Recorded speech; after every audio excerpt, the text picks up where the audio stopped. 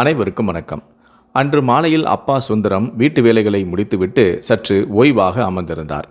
அப்போதுதான் என் மனைவி கனிமொழியின் அலைபேசி அழைப்பு அவருக்கு வந்தது. அப்பா, நான் உங்களை இப்போ கூட்டிட்டு வரப்போறேன், நீங்க தயாராக இருங்க என்று என் மனைவி உரிமையோடு என் அப்பாவிடம் பேசினாள். அப்பாவும் அந்த அன்பான கட்டளையை மீற முடியவில்லை. அவரும் சம்மதம் தெரிவித்தார். ஆனால் அப்பா அலைபேசியை வைத்த மறுகணமே என் அக்காவான சாவித்ரி குறுக்கே வந்து நின்றாள். அப்பா, அண்ணி ஏன் இவ்வளவு அவசரமாக உங்களை கூப்பிட வராங்க? அவன் மனசில் ஏதோ சுயநலம் இருக்கு போலிருக்கே, நல்ல யோசித்து பார்த்துட்டு போங்கப்பா என்று தன்னையும் அறியாமல் ஒருவித எச்சரிக்கை தோணியில் அப்பாவிடம் பேசினார். அட, என்னம்மா சொல்கிற, 2 நாட்களுக்கு தானே போகிறேன், உடனே திரும்பி வந்துடுவேன் என்று என் தந்தையும் அவளுடைய பேச்சை பாதியிலேயே நிறுத்தினார். உடனே அக்காவோ, ஆமாம், போன தடவை 2 நாள்னு சொல்லிட்டு தானே போனீங்க, அப்புறம் 1 மாதம் கழித்து தான் வந்தீங்க.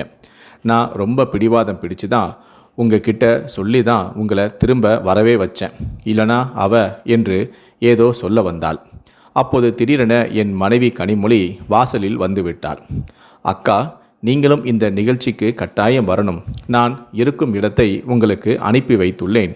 இன்றைக்கு ஒரு பெரிய கொண்டாட்டம், ஒரு பார்ட்டி இருக்குது, அதுக்காக தான் நான் அப்பாவை கூட்டிகிட்டு போகிறேன் என்றாள் என் மனைவி. கொண்டாட்டம் என்ற வார்த்தையை கேட்டதுமே அக்காவுக்கு சந்தோஷம் வந்தது. ஆனால் அடுத்த கணமே கேலியான குரலில் சிரித்துவிட்டு சொன்னால், நீ அனுப்பி வைத்த இடம் இருக்கே, அது உங்கள் வசதிக்கும் உங்களுக்கான மதிப்புக்கும் பல மடங்கு அதிகமாச்சே, நீங்கள் அங்கே போய் சும்மா உட்காரவே தகுதியில்லை என்றும் சொன்னாள். அப்பாவின் முகத்தில் கோபம் எழ கனிமொழியோ அதை கவனிக்கவில்லை போல். அக்கா, நீங்கள் ஒரு முறை வந்து தான் பாருங்களேன் என்று சொல்லிவிட்டு அப்பாவை அழைத்து கொண்டு அங்கிருந்து கிளம்பிவிட்டாள். அக்காவான சாவித்ரி வெறுப்புடன் அவர்கள் செல்வதையே பார்த்து கொண்டும் இருந்தாள். அன்று மாலை என் அக்கா தனது கணவரான மகேஷுடன் கனி சொன்ன முகவரியை தேடிச் சென்றாள். அங்கே சுற்றிலும் இருந்த பிரம்மாண்டமான அலங்காரங்களை பார்த்ததுமே அவளுக்கு அப்படியே வாயும் அடைத்து விட்டது. அந்த விழா எதற்காக நடக்கிறது என்று அவளுக்கு புரியவில்லை. அவள் திரும்ப திரும்ப தன் கணவனான மகேஷிடம், சந்தோஷுக்கு இவ்வளவு பணம் எங்கிருந்து வந்தது? இவ்வளவு பெரிய இடத்துல கொண்டாட்டம் வச்சிருக்கானே, கொஞ்ச நேரத்தில் இங்கிருந்து நம்மளை வெளியே தள்ளிவிட போகிறாங்க. இங்கே சந்தோஷத்தையும் காணோம், அவருடைய அண்ணியான கனியையும் காணோம். இந்த எளிமையான குடும்பத்து ஆட்களுக்கு இவ்வளவு பெரிய நிகழ்ச்சியெல்லாம் எங்கிருந்து வரப்போகுது என்று யோசித்து கொண்டே இருந்தாள். அவள் பேசியதை நானும் என் மனைவியான கனியும் அப்பாவுக்கு பின்னால் நின்று கேட்டுக்கொண்டு இருந்தோம். சிறிது நேரத்திற்கு பிறகு அப்பாவான சுந்தரத்தின் பெயரை சொல்லி மேடைக்கு அழைத்தார்கள். தன்னை பற்றி புகழ்ந்து பேசியதை கேட்டு அப்பாவுக்கு கண்களில் கண்ணீரும் திரண்டது. அங்கிருந்த எல்லோரும் மகிழ்ச்சியோடு கைத்தட்டி ஆரவாரமும் செய்தார்கள். மேடையில் இருந்தவர், இந்த மரியாதையும் கைத்தட்டலும் உங்கள் கடுமையான உழைப்பினால் மட்டுமே உங்களுக்கு கிடைத்தவை.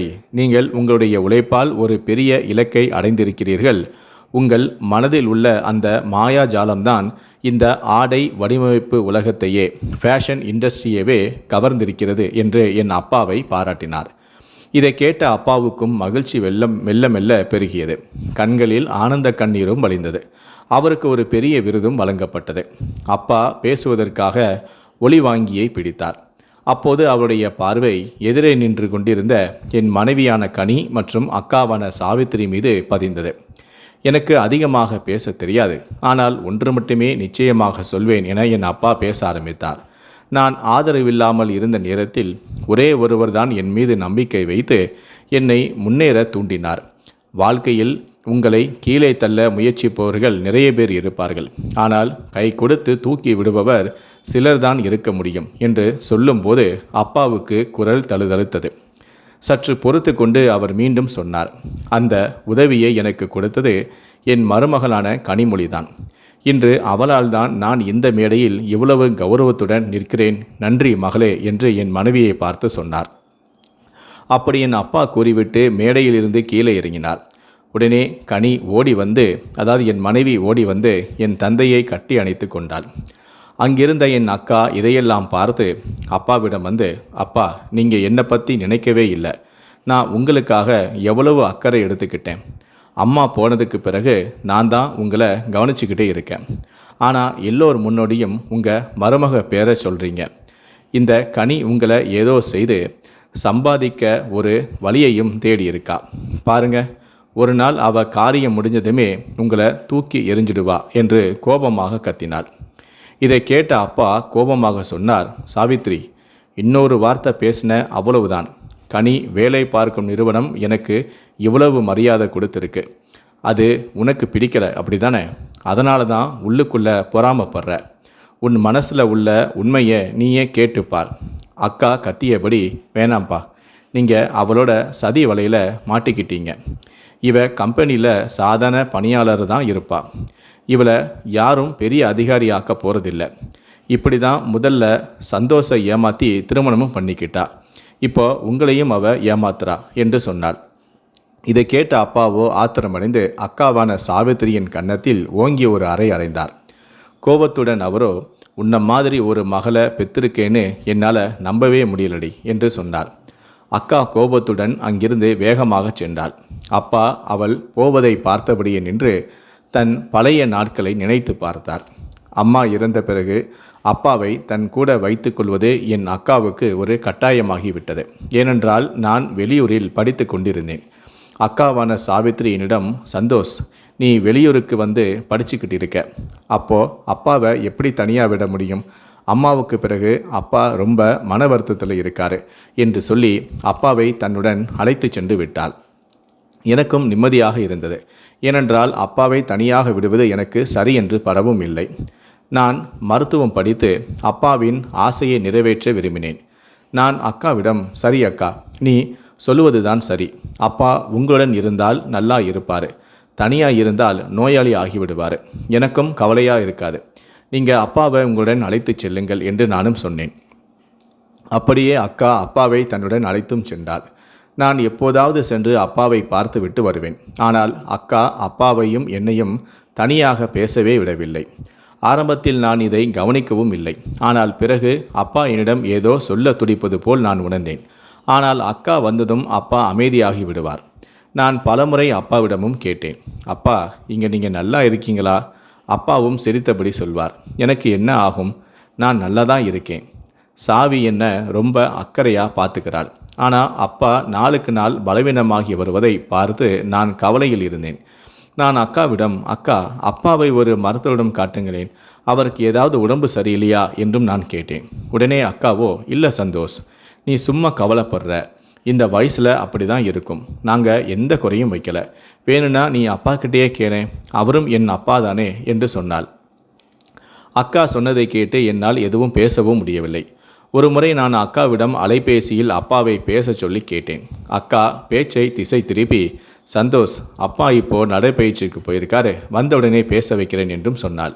இப்படியே பல நாட்களும் கடந்து விட்டன. ஆனால் அக்கா ஒரு முறை கூட பேச வைக்கவும் இல்லை. அப்புறம் ஒரு நாள் நான் திடீரென வீட்டுக்கு போனபோது அப்பா சமையலறையில் நின்று பாத்திரங்களை கழுவுவதை நான் பார்த்தேன். என்னை திடீரென பார்த்த அக்காவோ, அட, அப்பா கேட்கவே மாட்டேங்கிறாரு, வேலை செய்யலைன்னா உடம்பு துருப்பிடிச்சிடுன்னு சொல்கிறாரு என்று சொன்னாள். அக்கா சொன்னது பொய் என்று எனக்கும் புரிந்தது. ஆனால் இப்போதும் என்னால் அப்பாவை தன்னுடன் அழைத்து செல்ல முடியவில்லை. இப்படியே 4 வருடங்களும் கடந்துவிட்டன. இப்போது நான் என் படிப்பை முடித்துவிட்டு எங்கள் நகரத்திலேயே வேலையும் கிடைத்தது. அதனால் திரும்ப வந்து அப்பாவை என்னுடன் வைத்து கொள்ள சொன்னேன். ஆனால் அக்கா மறுபடியும் ஒரு காரணம் சொல்லி, சந்தோஷ், நீ இப்போது தனியாக இருக்க, அப்பாவுக்கு சமைக்க எப்படி கொடுப்ப? நீ திருமணம் பண்ணுனா நான் அப்பாவை உன்னோட அனுப்பி வைப்பேன். அப்பா உனக்கு எவ்வளவு வேலை செய்ய முடியும் சொல்லு?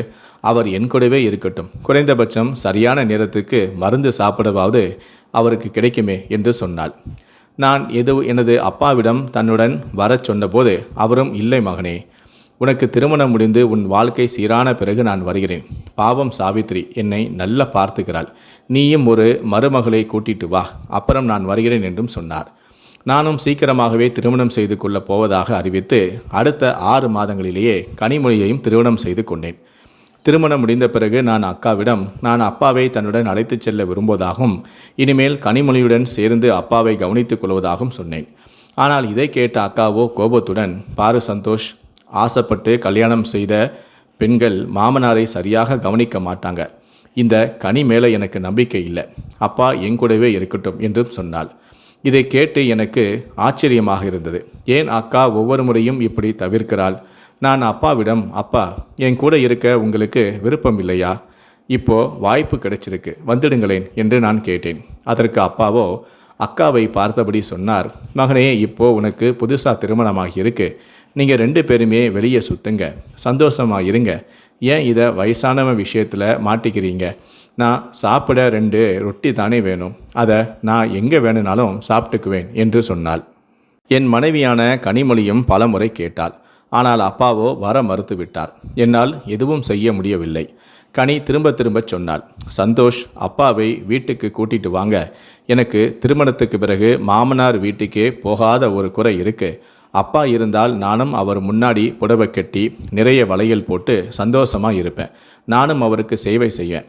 ஒரு தடவை முயற்சி பண்ணி தான் பாருங்களேன், அப்பாவை கூட்டிட்டு வாங்க என்று சொன்னாள். கனி அப்பாவே வரமாட்டேன்னு சொல்கிறாருன்னா நான் என்ன பண்ண முடியும்? எத்தனையோ தடவை முயற்சி பண்ணிட்டேன். ஆனால் அக்கா அவங்கள வர விடவே மாட்டேங்கிறாங்க என்று நான் சொன்னேன். அதற்கு என் மனைவியான கனி சொன்னால், சந்தோஷ், நீங்கள் சம்மதிச்சா இந்த முறை நான் அவங்கள கூட்டிகிட்டு வர முயற்சி செய்யவா என்று கேட்டாள். நான் சொன்னேன், பாரு கனி, நீ அப்பாவை வீட்டுக்கு கூட்டிகிட்டு வந்தால் எந்த குறையும் வைக்கக்கூடாது. உன் சேவை மேலே யாருமே குறை சொல்லவும் கூடாது நான் நினைக்கிறேன் என்றேன். நீ வேலையும் பார்க்குற, அதனால் அப்பா வந்தால் நீ வேலைக்கு விடுப்பு எடுக்க வேண்டி இருக்கும் என்று சொன்னேன். அதற்கு என் மனைவி கனியோ, நீங்கள் கவலைப்படாதீங்க, நான் அவ்வளவு சேவை செய்வேன், அப்பாவுக்கு போகிற மனசே வராது என்றும் சொன்னாள். அடுத்த நாள் மாலையில் கனி வேலை முடித்து என் அக்கா வீட்டுக்கு சென்றாள். அவளை திடீரென பார்த்த அக்கா ஆச்சரியப்பட்டு, வா வா கனி, நீ வேலைக்கு போகிற ஆளாச்சே, இப்போ எங்களுக்காக உனக்கு எங்கே நேரம் இருக்கு என்று கேலியும் செய்தாள். கனியும் சிரித்தபடி, இல்லை அக்கா, அப்படி ஒன்றும் இல்லை, இன்றைக்கு உங்களையும் அப்பாவையும் பார்த்துட்டு போகலான்னு தான் நினைச்சேன் என்று சொன்னாள். உடனே உள்ளிருந்து அப்பாவும் வந்தார். அட மருமகளே, நீயா என்று அப்பாவும் கேட்டார். கனியும் உடனே அவர் கால்களில் விழுந்து ஆசீர்வாதம் பெற்று, அப்பா, நான் உங்களை அழைக்க வந்திருக்கிறேன் என்று சொன்னாள். இதை கேட்ட அக்காவோ திகைத்து போனாள். அவள் உடனே, அட கனி, நீ எதுக்கு இந்த சிரமப்படுற? நீ வேலை பார்க்குற, உனக்கு எங்கே நேரம் இருக்குது? அப்பா அங்கே சலிச்சு போயிடுவார் என்று சொன்னாள். உடனே என் மனைவி கனி சொன்னால், இல்லக்கா, இந்த முறை எனக்கு 2 நாள் விடுப்பு இருக்குது, அதனால தான் அப்பாவை அழைக்க வந்தேன். அப்பா, நீங்கள் உங்கள் பொருட்களை கையில் எடுத்துகிட்டு வைங்க. இதை கேட்ட அக்கா வாயடைத்து பார்த்தாள். சிறிது நேரம் கழித்து அவள் மீண்டும் பேச முயற்சி செய்தாள்.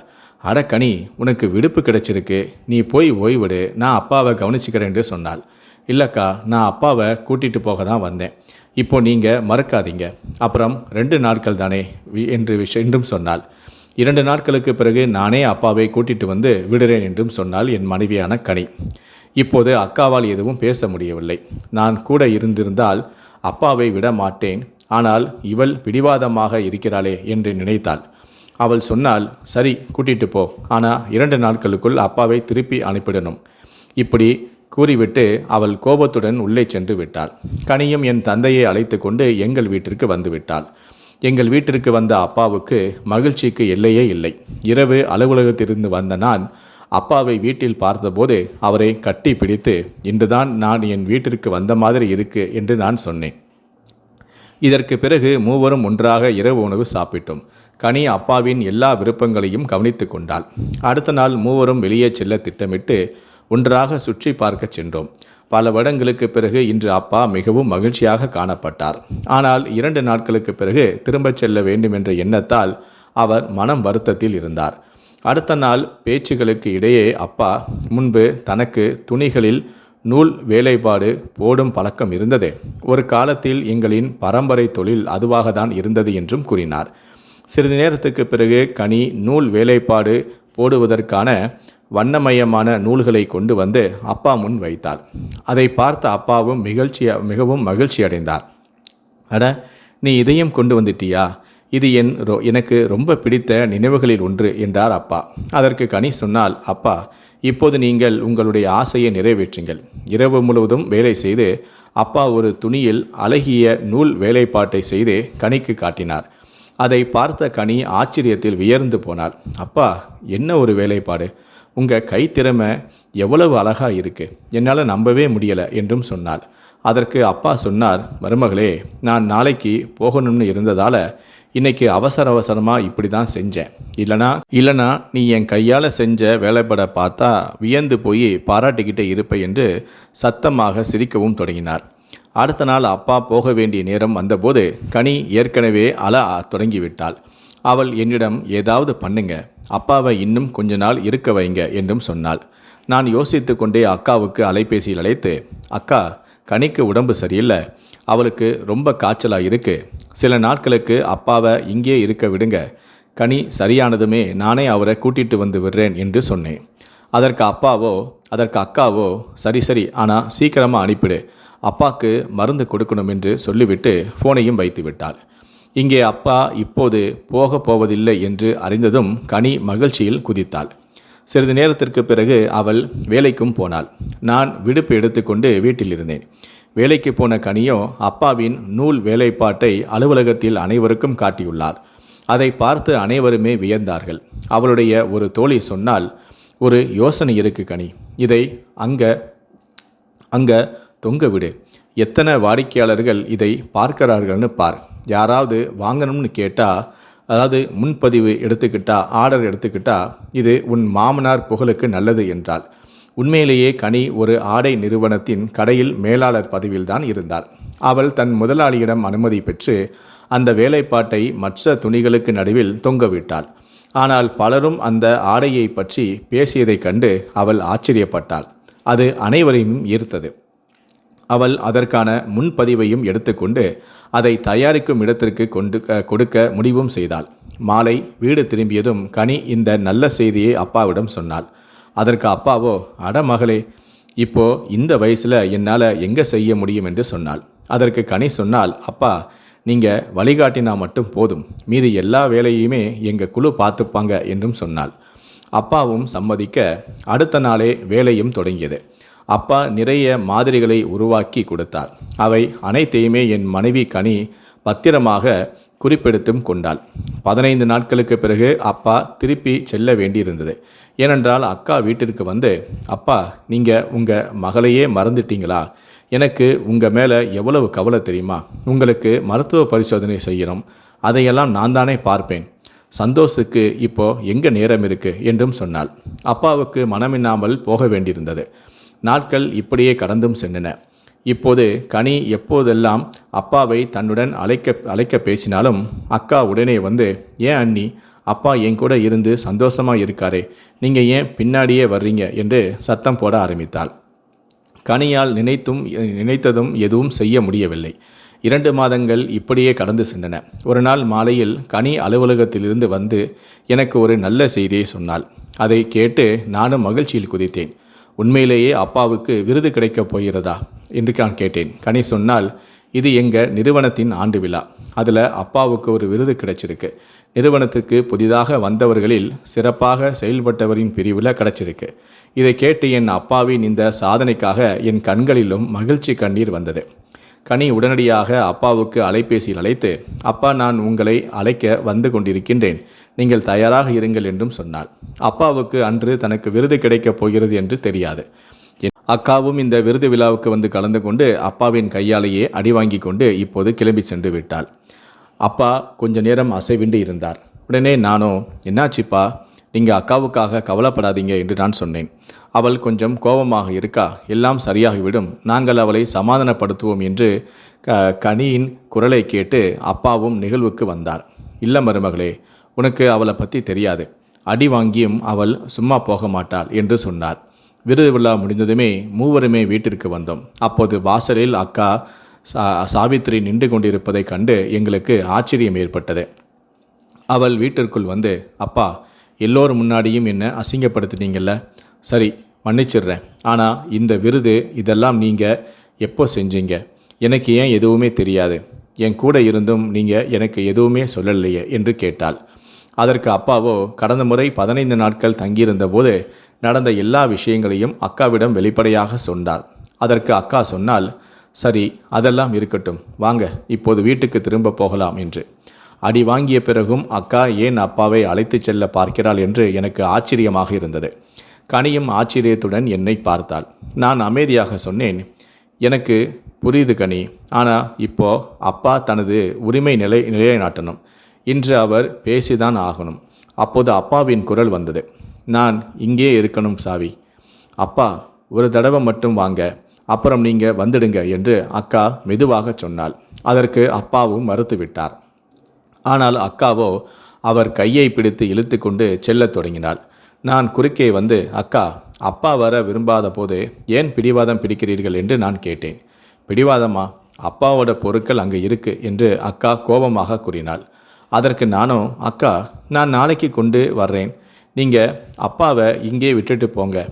என்ன பிடிவாதம் இது என்று கோபமாக கேட்டுட்டு, அப்பா உங்களுக்கு போக வேண்டாம்னா நீங்கள் ஏன் பேச மாட்டேங்கிறீங்க என்று நான் சொன்னேன்.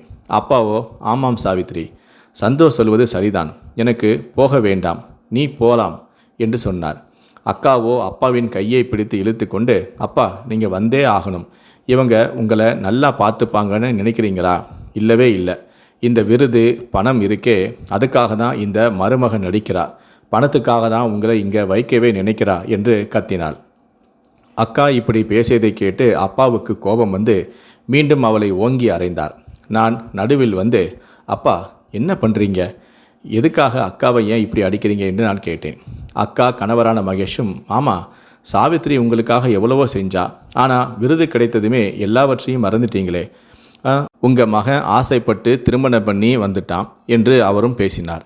அப்போது அப்பாவோ, அமைதியாக இருங்க மாப்பிள்ள, இன்று நான் பேசாமல் இருக்க மாட்டேன். நீங்கள் இருவருமே என்னை கவனித்து கொண்டீர்களா என்ன?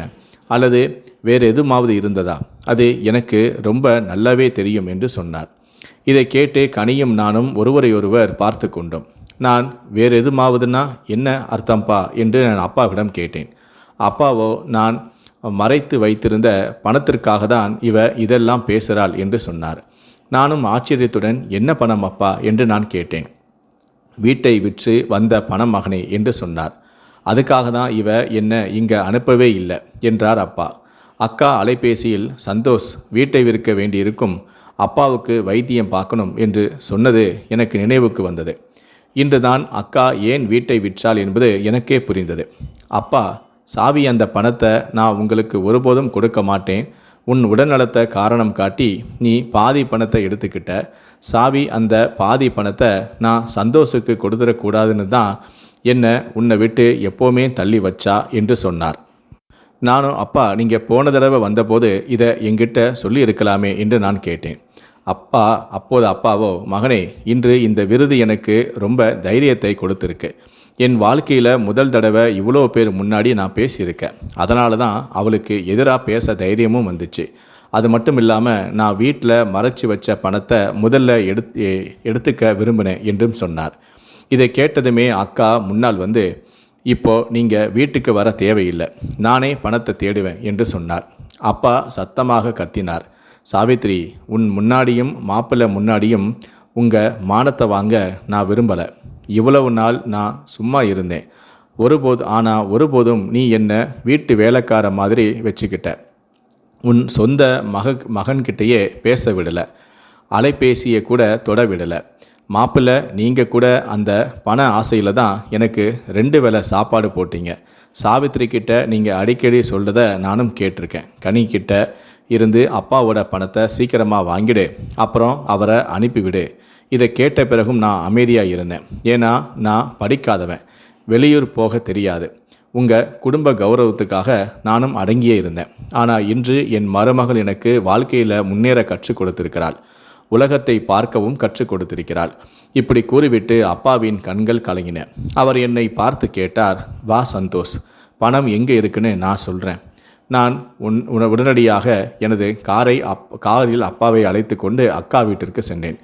பின்னாலேயே அக்காவும் தனது காரில் வந்தாள். வீட்டிற்குள் நுழைந்த அப்பா பூஜை அறைக்கு சென்று அங்கிருந்த புத்தகங்களுக்கு நடுவே சிவப்பு துணியில் சுற்றப்பட்ட பணக்கட்டுகளை எடுத்தார்.